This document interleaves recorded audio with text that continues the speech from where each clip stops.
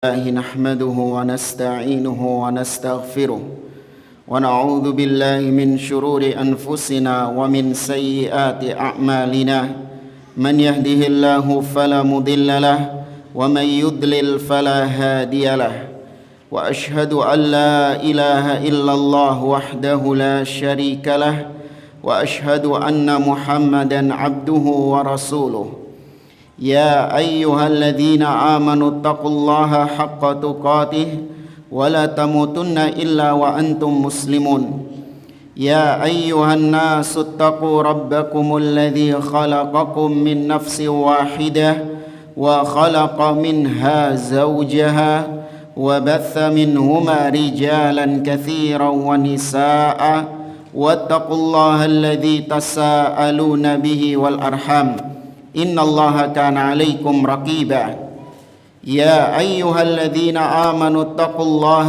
وقولوا قولا سديدا يصلح لكم أعمالكم ويغفر لكم ذنوبكم ومن يطع الله ورسوله فقد فاز فوزا عظيما أما بعد فإن أصدق الحديث كتاب الله وخير الهدي هدي محمد صلى الله عليه وسلم وشر الأمور محدثاتها وكل محدثة بدعة وكل بدعة ضلالة وكل ضلالة في النار.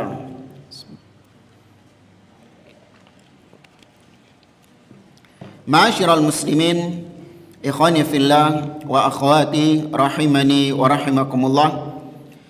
Alhamdulillah, kita memuji Allah Subhanahu wa taala atas segala nikmat yang Allah limpahkan kepada kita, sehingga di malam hari ini kita dimudahkan oleh Allah untuk berkumpul di majelis ini dalam kajian tafsir Juz Amma oleh Syekh Muhammad bin Shalih Al-Utsaimin rahimahullahu taala.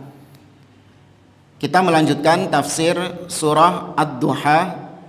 Pada pertemuan yang terakhir kita sampai pada ayat yang keempat.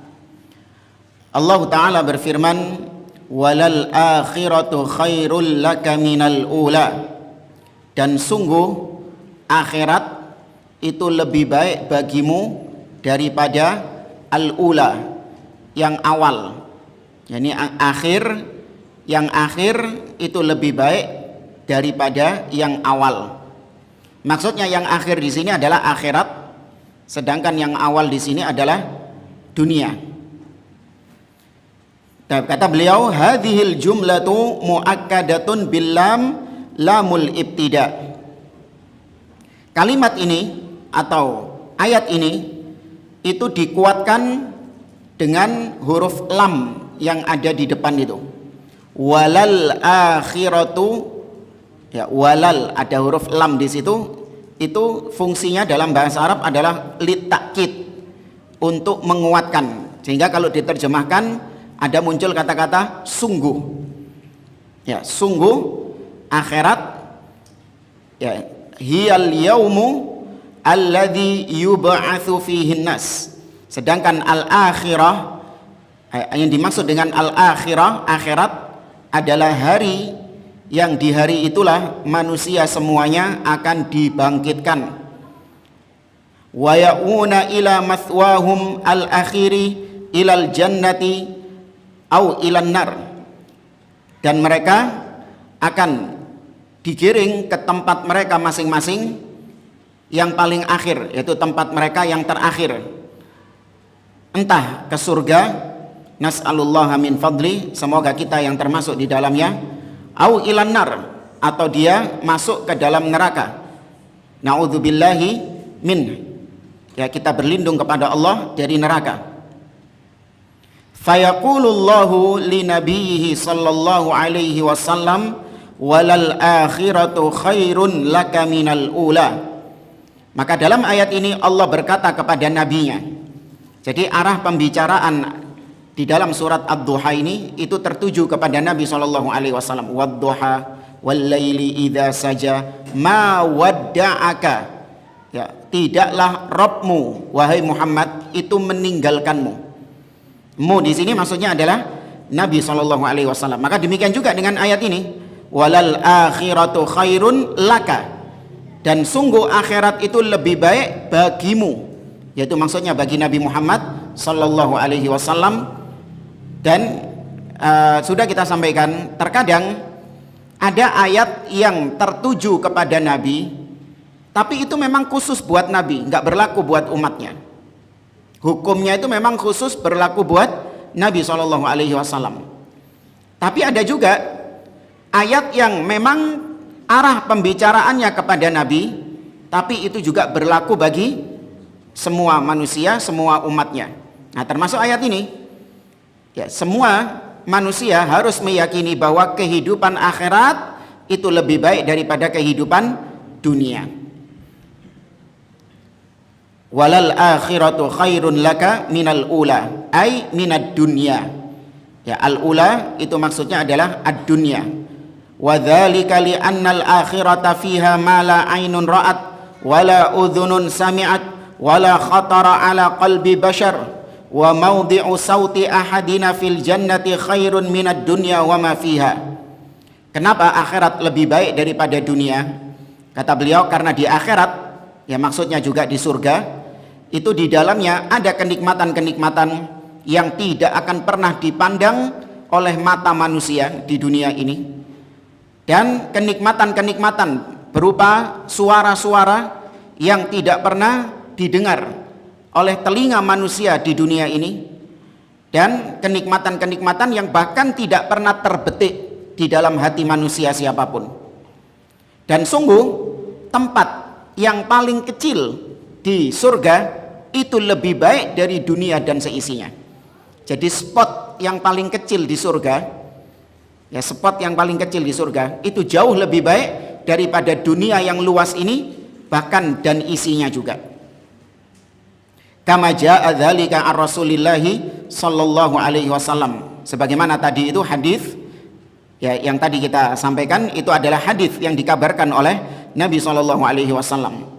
Walihada lamma khayyarallahu nabiyahu sallallahu alaihi wasallam fi maradihi baina ay ya'isha fid dunya ma ya'ishu wa baina ma 'indallah ikhtara ma 'indallah. Karenanya Nabi sallallahu alaihi wasallam itu pernah diberi pilihan oleh Allah Subhanahu wa taala. Setiap nabi itu dikasih pilihan, apakah masih tetap tinggal di dunia atau dia memilih nikmat-nikmat yang telah Allah janjikan. Termasuk Nabi kita Muhammad SAW itu diberi pilihan oleh Allah, apakah dia tetap tinggal di dunia ataukah dia mengambil nikmat-nikmat yang telah Allah janjikan itu. Tapi ternyata Nabi SAW lebih memilih nikmat yang telah Allah persiapkan baginya. Nabi tidak memilih hidup di dunia. Kama a'lana dzalika sallallahu alaihi wasallam fi khutbatihi haitsu qala wa huwa 'alal mimbar. Di mana Nabi pernah berkhutbah di atas mimbar. Nabi pernah berkata, "Inna 'abdan min ibadillah khayyarahu Allahu baina an ya'isha fid dunya ma syaa Allah wa an ya'isha wa baina ma 'indah fakhtara ma 'indah." Nabi berkata, sesungguhnya ada seorang hamba di mana hamba ini pernah diberi pilihan oleh Allah antara hidup di dunia dengan apa yang Allah persiapkan baginya dari nikmat-nikmat surga, tapi ternyata si hamba ini lebih memilih untuk nikmat-nikmat surga daripada hidup di dunia. Nabi nggak menyebutkan siapa hamba ini. Nabi hanya mengatakan ada seorang hamba yang diberi pilihan antara tetap tinggal di dunia atau mati dan mendapatkan janji Allah Subhanahu wa taala. Nah, di antara sahabat yang mendengar khutbah itu cuman satu orang yang ngeh kalau yang beliau maksud ya beliau sendiri. Siapa sahabat ini? Abu Bakar As-Siddiq. Oh iya, ndelok antum. Iya, ana tulisannya itu. Ya, maka hanya Abu Bakar As-Siddiq yang ngeh di antara sekian sahabat itu. Makanya fabaka Abu Bakrin radhiyallahu anhu wa ta'ajjaban nasu min bukaihi kaifa yabki min hadza. Ketika mendengar sabda Nabi ini, cuman Abu Bakar yang menangis. Orang-orang sahabat-sahabat yang lain heran, kenapa Abu Bakar menangis? Nabi cuma menggambarkan, menceritakan, mengabarkan. Ya, ada orang yang lebih memilih akhirat daripada milih dunia. Padahal wis ditawari sama Allah untuk hidup di dunia. Nabi cuma ngomong kayak gitu kok nangis ini Abu Bakar ini. Gak ada yang tahu ini orang-orang ini. Walakinnahu radhiyallahu anhu kama a'laman nas kana a'laman nas bi Rasulillah sallallahu alaihi wasallam. Alima annal mukhayyar huwa Rasul sallallahu alaihi wasallam wa annahu ikhtara ma indallahi wa huwal akhirah wa anna hadza idhanun bi qurbi ajalihi. Abu Bakar As-Siddiq, beliau adalah manusia sahabat yang paling mengetahui Rasulullah SAW. Makanya nggak heran Abu Bakar ini menjadi manusia terbaik di antara semua umat Nabi Muhammad SAW. Ya, tidak ada manusia yang lebih baik daripada Abu Bakar As-Siddiq. Ini akidah ahli sunnah. Berbeda dengan Rafidhah, Syiah, justru mereka meyakini Abu Bakar ini manusia yang buruk. Umar ibn Khattab adalah manusia yang buruk. Ya, makanya ahlu sunnah tidak menganggap Syiah Rafidhah itu bagian dari kaum muslimin. Ya, makanya sekali lagi jangan sampai seorang ahlu sunnah itu memberikan kecintaan, ya memberikan loyalitas, ya bahkan kagum, suka, cinta terhadap Rafidhah yang sekarang sedang cari muka dengan negara Irannya itu. Ahlu sunnah tetap membenci Syiah Rafidhah betapapun prestasi yang mereka torehkan, betapapun mereka menggambarkan diri mereka sebagai pahlawan yang membela Islam dan seterusnya. Ahlu sunnah tetap pada pendiriannya. Syiah Rafidhah bukan Islam sama sekali. Mereka adalah kufar, orang-orang kafir, bukan bagian dari kaum muslimin.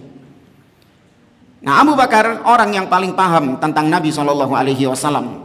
Ketika Nabi mengatakan ada seorang hamba yang diberi pilihan antara hidup di dunia atau memilih surga, tapi hamba ini lebih memilih surga, Abu Bakar langsung tahu bahwa yang beliau maksud adalah beliau sendiri. Dan Abu Bakar tahu itu berarti Nabi mau mengabarkan bahwa beliau sudah dekat ajalnya. Ya, beliau sudah mau meninggal dunia. Makanya sampai Allah menawarkan antara hidup di dunia atau tinggal di surga. Itu menunjukkan bahwa Nabi itu sudah mau wafat. Makanya ditawari itu. Baik, kita lanjutkan ayat yang kelima. Wala saufa yu'tika rabbuka fatardha. Ya, di sini ada lam lagi. Sama seperti tadi. Lam di situ tujuannya untuk apa tadi? Penegasan. Ya, untuk takkid. Makanya nggak boleh dibaca panjang. Wala saufa yu'tika rabbuka fatardha. Kalau la dibaca panjang berarti artinya apa? Tidak. Makanya hati-hati, keliru. Ya, keliru. Huruf sedikit itu sudah merubah makna. Ya, sama seperti kemarin takbiran itu ya. Masih banyak di antara sebagian orang yang takbiran itu keliru dalam melafalkan kalimat takbir. Ya, Allahu Akbar, Allahu Akbar, Allahu Akbar. Mana salahnya jemaah? Hah? Bar. Kenapa kok bar salah?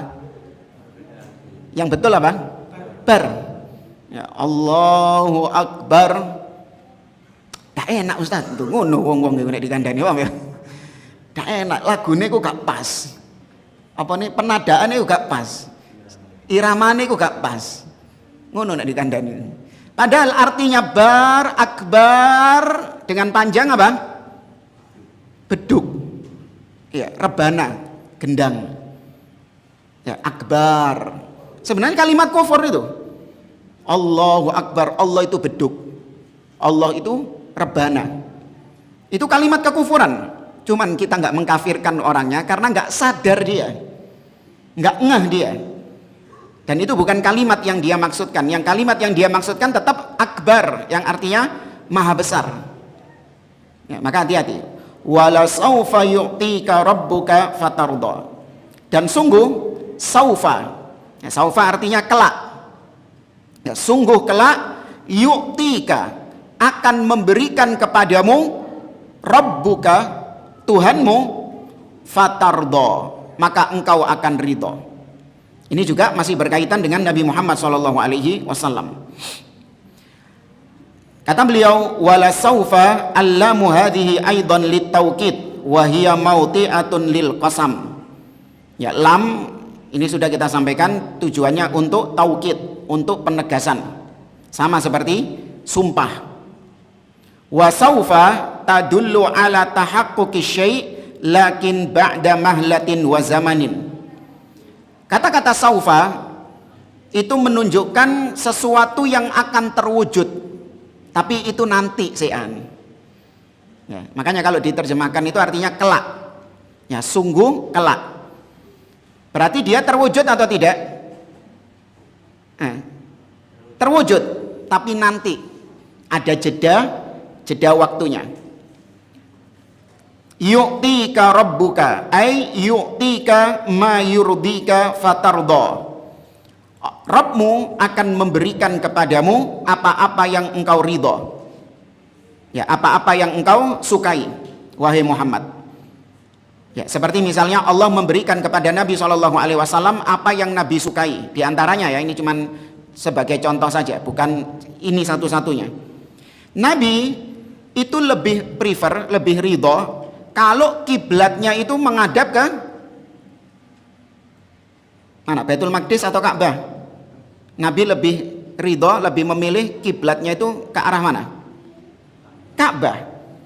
Makanya ketika dulu kiblatnya di Baitul Maqdis, Nabi terus berdoa kepada Allah minta supaya kiblatnya dipindah ke Ka'bah. Kenapa? Iya, untuk menyelisihi ahlul kitab, al-Yahud. Allah berfirman dalam surat Al-Baqarah, qad nara taqalluba wajhika fis sama' falanuwalliyannaka qiblatan tardaha fawalli wajhaka syatral masjidil haram. Sungguh kami telah melihat engkau wahai Muhammad sering menatap ke langit. Artinya Nabi sering berdoa. Maka kami akan pindahkan kiblat ke arah kiblat yang engkau ridhoi itu. Dikabulkan sama Allah, diberikan sama Allah apa yang Nabi ridhoi, yaitu fawalli wajhaka syatral masjidil haram. Maka hadapkanlah wajahmu ke arah Masjid Al-Haram. Itu yang diridhoi oleh Nabi SAW, dikabulkan oleh Allah Subhanahu wa taala. Maka ini termasuk diantara realisasi perwujudan dari ayat ini. Wala saufa yu'tika rabbuka fatardha. Walaqad a'tahu Allahu ma yurdihi sallallahu alaihi wasallam. Sungguh Allah telah memberikan kepada Nabi sallallahu alaihi wasallam apa-apa yang diridhoi oleh Nabi. Fa innallaha ta'ala yab'atsuhu yaumal qiyamah maqaman mahmudan yahmaduhu fihi al-awwalun wal akhirun hatta al-anbiya wa ulul azmi minar rusul la yastati'una al-wusula ila ma wasala ilaihi. Di dunia Allah sudah memberikan kepada Nabi apa-apa yang diridhoi oleh Nabi.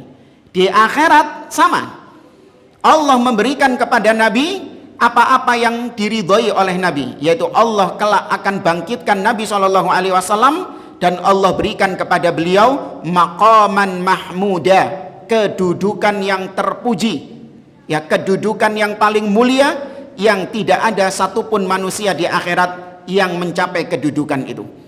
Bahkan para nabi dan rasul, bahkan ulul azmi dari kalangan para rasul. Siapa ulul azmi tadi? Nuh, Ibrahim, Musa, Isa. Ya, rasul-rasul yang mulia ini tidak mampu, tidak bisa mencapai kedudukan maqaman mahmuda tadi, kedudukan yang terpuji itu. Sebagaimana Allah berfirman dalam surat Al-Isra, ya, wa minal laili fatahajjad bihi nafilatan lak asa ayyab'atsaka rabbuka maqaman mahmuda. Ya, maqaman mahmuda ini itu ditafsirkan oleh para ulama yaitu dengan asy-syafa'atul uzma, syafaat yang agung, yang menunjukkan betapa Nabi kedudukannya pada hari kiamat itu sangatlah tinggi, sangatlah terpuji. Tahu syafaat asy-syafa'atul uzma, syafaat yang agung itu maksudnya apa?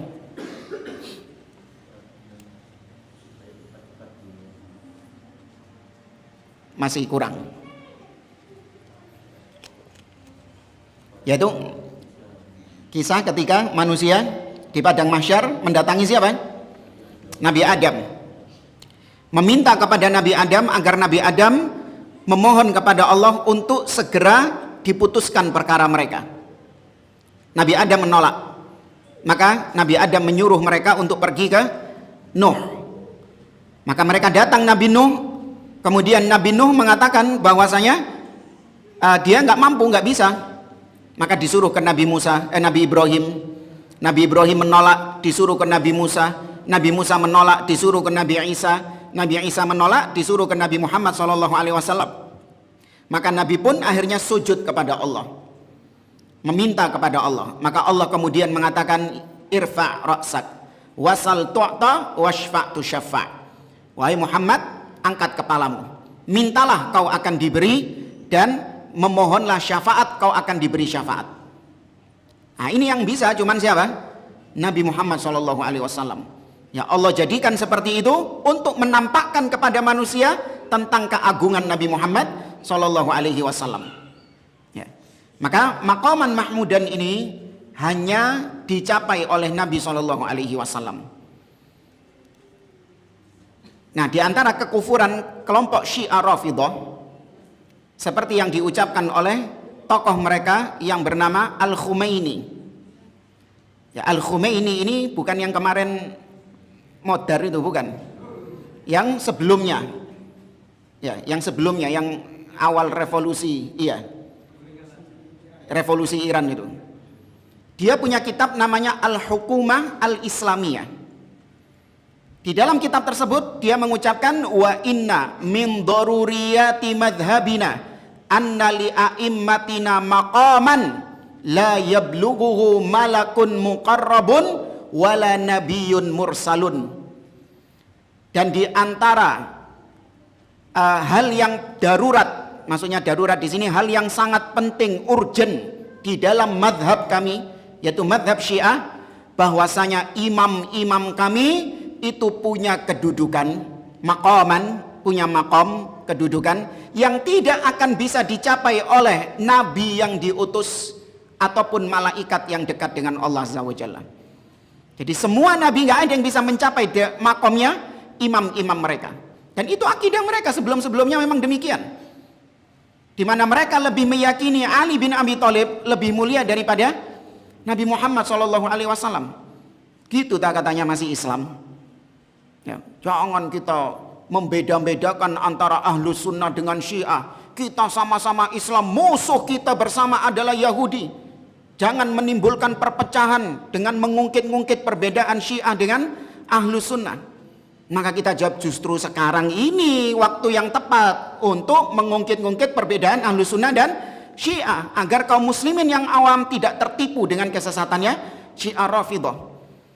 Ya, musuh kita iya Yahudi. Itu musuh yang nyata. Ada musuh yang nggak nyata, musuh dalam selimut. Itu yang lebih apa? Lebih berbahaya. Ya, bahkan tidak berlebihan kalau ulama mengatakan Rafidhah lebih jahat, lebih buruk, lebih busuk daripada Yahudi itu sendiri.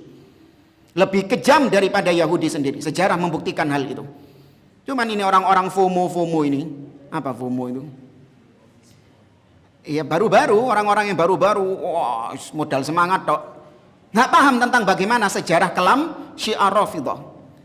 Yahudi, sebejat-bejatnya Yahudi, nggak pernah membunuh jamaah haji yang sedang tawaf di Ka'bah. Nggak pernah mencongkel Hajar Aswad dari Ka'bah. Nggak pernah menantang Allah Subhanahu wa Ta'ala, aina ababil, mana burung-burung ababil itu. Ini semua pernah dilakukan oleh Rafidhah. Ketika dulu mereka punya daulah, namanya daulah apa? Fatimiyah. Loh, baca sejarah abad ke-5, abad ke-6, mereka punya daulah namanya daulah Fatimiyah, membunuh jamaah haji yang sedang tawaf di Ka'bah dan melempar jenazahnya ke sumur Zam-Zam. Tahu Yahudi kok ngono? Pernah Yahudi mencatat sejarah kayak gitu? Nggak pernah. Syiah Rafidhah pernah. Ya, maka jangan ada kecintaan, jangan ada pembelaan kepada Syiah Rafidhah. Tetap kita meyakini akan kekufuran mereka, kesesatan mereka. Mereka bukan Islam sama sekali.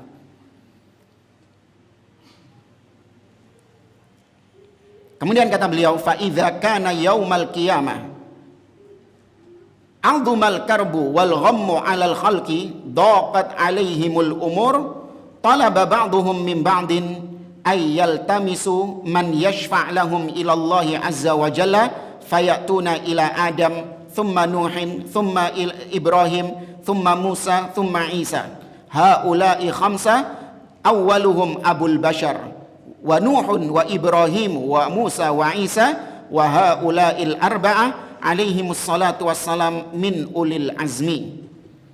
Ini sudah kita kisahkan ya. Pada hari kiamat kelak, manusia itu dalam keadaan yang gundah gulana. Ya, mereka ini ditimpa kebingungan. Apakah mereka ini menjadi orang-orang yang bahagia masuk ke dalam surga, ataukah mereka ini menjadi orang yang sengsara dimasukkan ke dalam neraka? Mereka kebingungan ketika hari kiamat di padang mahsyar itu. Nggak tahu nasib mereka bagaimana. Sedangkan dimulainya hisab itu masih lama. Maka mereka pun nggak sabar mendatangi Nabi Adam, Nabi Nuh, Ibrahim, Musa, Isa untuk supaya disegerakan putusan mereka. Kita ini masuk surga atau masuk neraka? Ya, maka 5 orang nabi tadi, Adam yang merupakan Abul Bashar, bapaknya semua manusia. Yang 4 adalah ulul azmi. Mereka semua kata beliau kulluhum ya'tadhiruna 'anis syafa'ah lil khalqi. Mereka semua tidak bisa, tidak mampu untuk memberikan syafaat kepada makhluknya. Maksudnya memberikan syafaat ini menjadi perantara antara mereka dengan Allah Subhanahu wa taala. Hatta tasila ilan Nabi sallallahu alaihi wasallam fayaqumu fayashfa. Sampailah mereka kemudian kepada Nabi sallallahu alaihi wasallam, maka Nabi pun berdiri memohon kepada Allah dan Nabi pun diberi syafaat.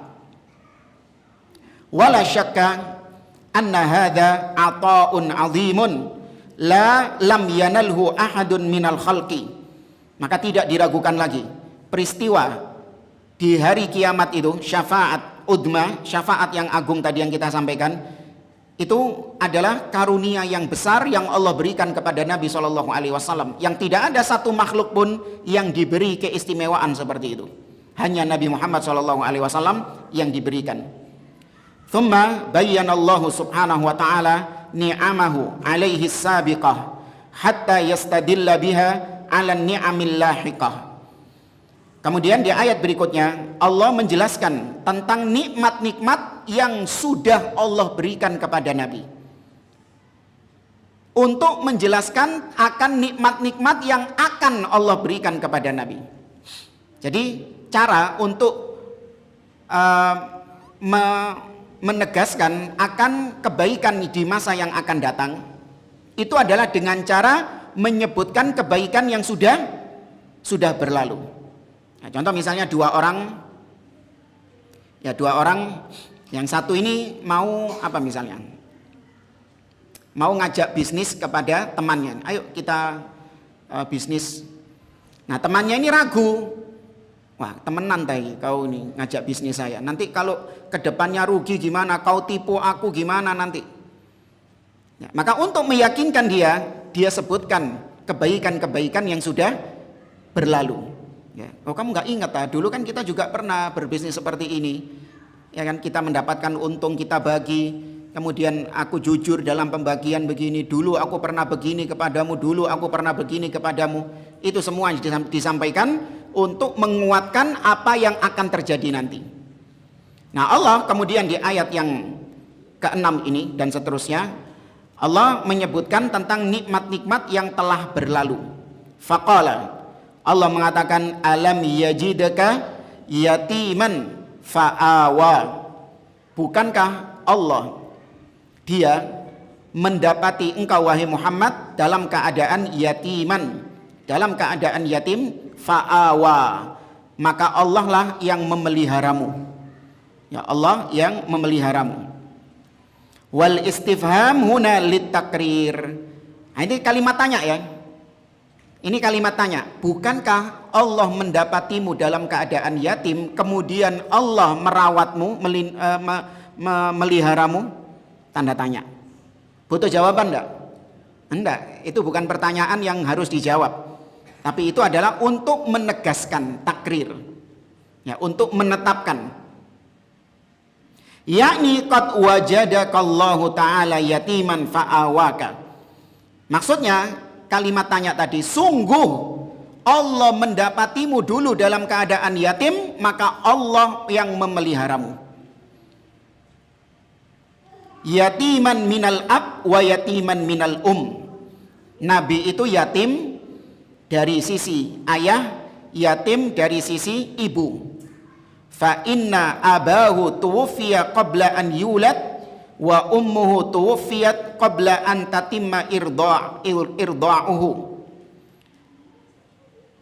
Ayah Nabi itu wafat sebelum Nabi lahir, sedangkan ibunya wafat sebelum selesai masa persusuannya. Ya, sebelum selesai masa persusuan Nabi SAW.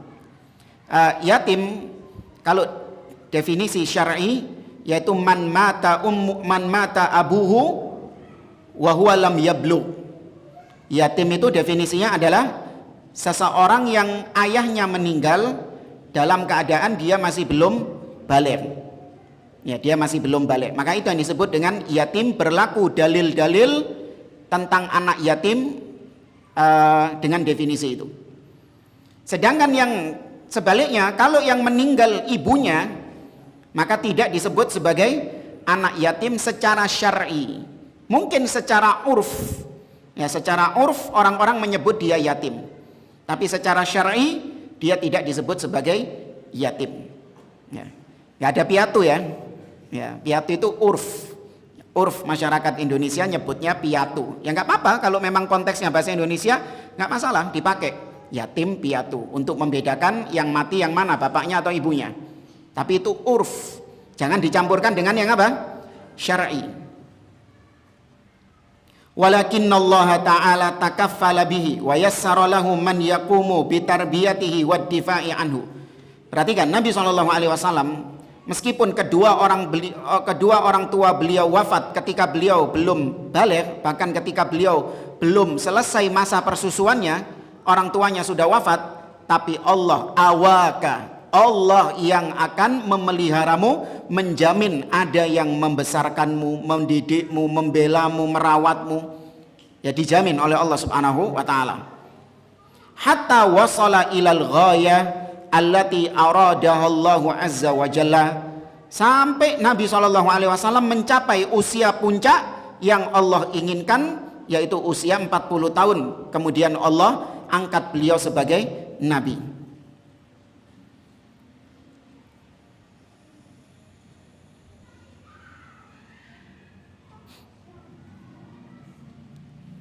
Kemudian di sini beliau menjelaskan dari sisi bahasa ya. Kenapa kok fa'awa? Ya, kenapa kok nggak pakai ka? Fa'awaka. Harusnya kan memeliharamu. Paham nggak maksudnya? Jadi kok dibiarkan kata kerjanya ngambang, nggak pakai objek. Kalau Anda lihat dari awal ayat, alam yajidka. Tidakkah Allah mendapatimu? Nah, kan ada objeknya. Yatiman, dalam keadaan yatim. Fa'awa, maka Allah memelihara. Loh, munen di munen. Sopo sing dipiara iki? Nah, harusnya ada huruf K di situ. Fa'awaka, Allah yang memeliharamu. Nah, ini kenapa kok nggak ada huruf K? Maka kata beliau, sebab yang pertama adalah untuk supaya cocok dengan akhir ayat-ayat yang lain.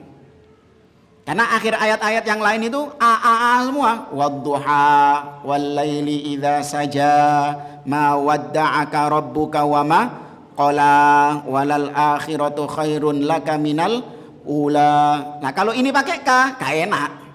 Wala saufa yu'tika rabbuka fatarda alam yajidka yatiman fa'awaka. Enak. Ya kan? Enggak sesuai dengan konco-koncoi ayat-ayat yang lain. Ini sebab yang pertama. Sebab yang kedua yaitu seandainya ada huruf K di situ, fa'awaka, maka itu menjadi khusus hanya untuk Nabi saja. Sedangkan perlindungan Allah, pemeliharaan Allah, apakah Allah cuma memelihara Nabi saja? Sing diramut iki apakah cuma Nabi tok? Enggak, umum. Semua makhluk Allah Subhanahu wa taala dipelihara sama Allah Subhanahu wa taala. Makanya tidak disebutkan objeknya. Kalau nggak disebutkan objeknya, itu berarti lebih umum. Ya, kalau nggak disebutkan objeknya, itu berarti menunjukkan lebih luas lagi. Paham ya, Mak ya? Contoh misalnya, Allah tidak menyebutkan balasan secara umum, secara khusus. Seperti innama yuwaffas sabiruna ajrahum bighairi hisab. Sesungguhnya Allah, orang-orang yang bersabar itu akan diberikan pahala tanpa batas. Nggak disebutkan apa bentuknya. Berarti itu menunjukkan lebih luas. Ya, itu kaidahnya dalam bahasa Arab. Kurang berapa ini?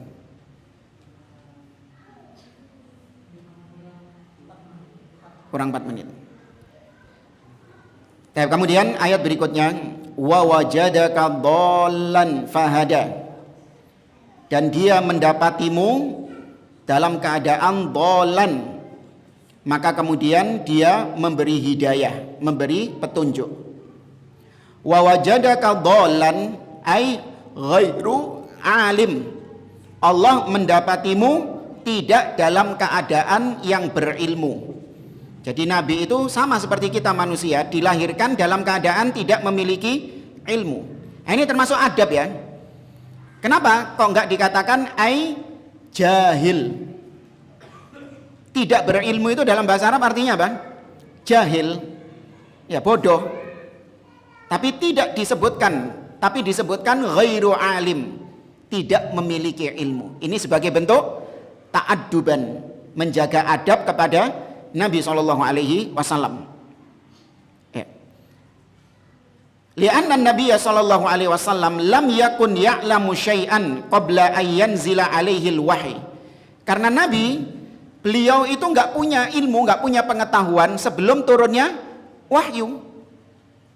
Buktinya ketika didatangi sama orang-orang Quraisy yang bertanya kepada Nabi tentang kisah Ashabul Kahfi, kisah Dzulqarnain, dan tentang apa itu ruh, Nabi jawab langsung atau enggak? Enggak. Ya, Nabi tidak langsung menjawab. Kenapa Nabi enggak langsung menjawab? Enggak tahu, Nabi enggak punya ilmunya. Tapi kita lanjutkan setelah adzan, wallahu a'lam.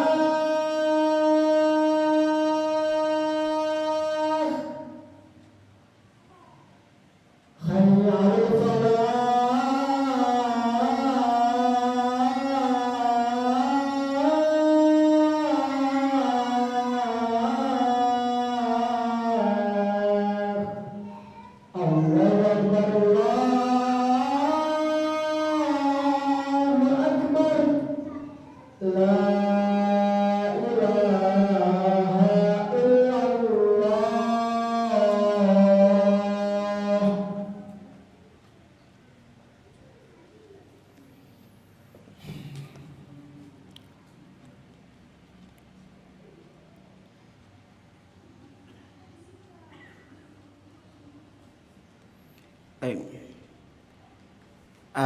Tadi kita sampaikan bahwa Nabi SAW ketika didatangi oleh orang-orang Quraisy untuk menguji Nabi, apakah Nabi itu betul utusan Allah atau tidak, maka mereka bertanya kepada orang-orang Yahudi yang ada di Madinah, bagaimana sih kita bisa membuktikan seseorang itu adalah Nabi atau dia cuman akon-akon. Maka sama orang Yahudi dikasih 3 pertanyaan, tanyakan kepada Nabi tersebut, kalau dia bisa menjawabnya maka dia adalah betul-betul Nabi yang diutus. Maka ditanya tentang kisah Ashabul Kahfi, ditanya tentang kisah Dzulqarnain, dan ditanya tentang apa itu ruh, bagaimana hakikat ruh. Maka ketika ditanyakan kepada Nabi, Nabi nggak langsung menjawab. Ya, Nabi memerintahkan mereka untuk datang lagi besok. Maka keesokan harinya mereka datang, Nabi masih belum bisa menjawab. Sampai ya ada khilaf di antara para ulama, 1 bulan, 2 bulan, 15 hari. Mereka sudah senang membuktikan bahwa Nabi ini nggak bisa menjawab, tapi tetap Nabi nggak jawab. Nah, kalau kita ya mungkin wis kadung isin ya, dijawab apa? Ngawur ae wis. Timbangnya isin kan? Ya, jawab ngawur ae wis. Tapi Nabi enggak. Nabi tetap tidak bisa menjawab, tidak berani menjawab. Maka kemudian baru turun firman Allah surat Al-Kahfi menjelaskan tentang jawaban itu. Sekaligus teguran kepada Nabi SAW karena Nabi tidak apa? Tidak mengatakan insya Allah. Allah mengatakan wala taqulanna li syai'in inni fa'ilun dzalika ghadan illa ay yasha Allah. Dan janganlah kau mengatakan bahwa aku akan mengerjakan ini besok kecuali dengan ucapan jika Allah menghendakinya. Nabi nggak mengucapkan insya Allah itu. Ya, maka akhirnya Nabi baru menjawabnya. Maka di sini menunjukkan sebelum Nabi mendapatkan wahyu itu, maka Nabi tidak tahu. Nah, ini yang dimaksud ayat ini. Nabi tidak tahu sampai Allah turunkan wahyu. Maka Nabi itu sama seperti manusia yang lain. Beliau secara asal tidak mengetahui. Kemudian beliau mendapatkan wahyu, baru Nabi tahu. Kenapa ini perlu kita sampaikan? Agar tidak ada yang meyakini Nabi itu dari awal memang sudah tahu. Nabi itu memang sifatnya itu tahu. Bahkan katanya Nabi itu tahu segala sesuatu sebelum diturunkannya wahyu. Ini kufur. Karena yang mengetahui segala sesuatu cuman siapa? Allah Subhanahu wa taala. Ada sebuah qasidah. Ya, qasidah yang sering disenandungkan oleh sebagian orang, terutama ketika peringatan-peringatan hari kelahiran Nabi SAW. Qasidah ini dikatakan memuji Nabi, tapi pujiannya itu ghulu, berlebih-lebihan kepada Nabi SAW. Ya, qasidahnya namanya qasidah burdah, bukan roti ya, bukan roti burdah enak. Ya, ini qasidah burdah, dikarang oleh Al-Busiri. Di dalam salah satu bait syairnya disebutkan wa inna min ulumika ilmal lauhi wal qalam. Dan di antara ilmumu wahai Muhammad adalah ilmu tentang lauhul mahfud dan ilmu tentang pena takdir. Jadi Nabi itu tahu apa yang di lauhul mahfud. Betul enggak Nabi tahu yang di lauhul mahfud? Enggak tahu. Kalau Allah beritahukan, iya, baru Nabi tahu. Nah, Allah tidak memberitahukan, ya Nabi gak apa? Gak tahu. Itu akidah kita. Dan itu bukan pelecehan, penghinaan kepada Nabi SAW. Memang demikian faktanya. Ya, di antara dalilnya ini, wa wajadaka dhallan. Allah mendapatimu wahai Muhammad dhallan, tidak memiliki ilmu, tidak mengetahui. Fahada, baru Allah berikan hidayah, petunjuk, Allah berikan ilmu. Kemudian dolan di sini jangan diartikan sesat ya. Karena saya pernah lihat di salah satu televisi ada seorang dai gaul. Ya, dia mengakui sendiri bahwa dia nggak pernah mengenyam pendidikan agama. Dia belajar otodidak. Ya, dia belajar otodidak. Dai gaul. Ya, kalau ceramah pakai kaos, ya kan, pakai jin, ya kan, kemudian pakai apa, kupluk sing koyok arek-arek munggah gunung itu loh. Eger ta apa iku. Ya. Ya bacaan potongan arek enom gitu. Dia mengatakan bahwa Muhammad itu sesat dulunya. Ya, apa dalilnya ini? Wa wajadaka dhallan fahada. Muhammad itu sesat. Ada sampai sekarang potongan videonya di YouTube itu. Maka ini luar biasa.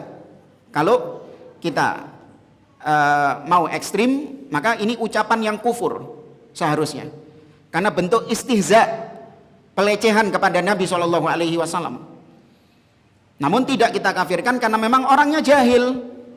Dia sendiri yang mengakui bahwasanya dia ini memang secara asal nggak pernah mengenyam pendidikan agama sama sekali. Hanya otodidak, suka baca ini, kemudian tahu-tahu tampil ngustad, ya, dan payu gitu loh. Orang-orang awam kan gitu, yang penting wah casingnya, pembawaannya, nggak dilihat bagaimana keilmuannya. Dan maka jangan diartikan dolan di sini itu sesat.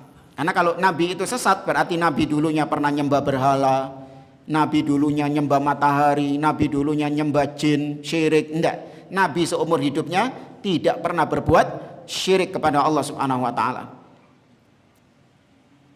Li'anna Nabi sallallahu alaihi wasallam lam yakun ya'lam syai'an qabla an yanzila alaihi al-wahyi. Kama qala ta'ala wa 'allamaka ma lam takun ta'lam. Allah berfirman dalam surat An-Nisa ayat 113, dan Allah mengajarkan kepadamu apa-apa yang sebelumnya tidak kau ketahui wahai Muhammad. Allah yang mengajarkannya.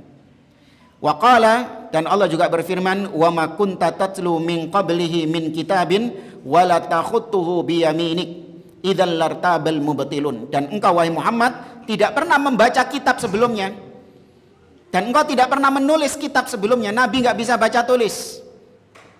Ya, Nabi nggak bisa baca tulis. Ini juga bukan penghinaan kepada Nabi, tapi justru ini adalah bukti bahwa Nabi adalah benar-benar utusan Allah. Karena ilmu yang Nabi dapatkan murni dari siapa? Allah. Seandainya Nabi suka baca, ya Nabi itu suka baca ini, rajin membaca, maka ketika Nabi menyampaikan Al-Quran akan ada tuduhan, oh iya ini hasilnya Nabi membaca ini. Ya, Nabi nggak pernah membaca, bahkan Nabi nggak bisa membaca. Tapi tahu dari mana Nabi SAW kisah tentang nabi-nabi terdahulu? Nggak ada Google ya zaman itu ya, nggak ada AI juga di zaman itu, sehingga tidak diragukan lagi bahwa Nabi bisa tahu tentang itu semua dari Allah, wahyu dari Allah. Berarti beliau adalah benar-benar Rasul, utusan Allah Subhanahu Wa Taala. Wallahu a'lam, kita cukupkan. Subhanakallahumma bihamdik, asyhadu an la ilaha illa anta astaghfiruka wa atubu ilaik. Wassalamualaikum warahmatullahi wabarakatuh.